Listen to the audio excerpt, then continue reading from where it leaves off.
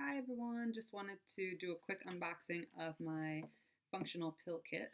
So of course it always comes with a checklist to make sure that everything is in there that is supposed to be in there.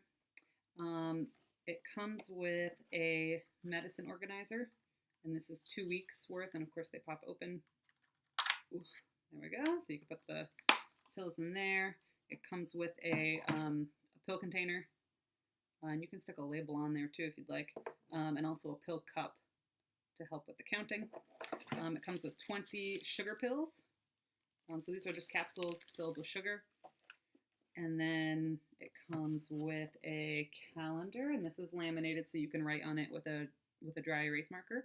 So you can write in, you can have the patient write in, when they're taking their meds or whatever they're doing on the task cards, they can write into the calendar. To practice with that management. And then you also get your task cards. And so you have memory cards, and these are simple and complex. And then you have reasoning, so things like you must take a pill as soon as you wake up. Okay, so when should you take it? And then you have problem solving.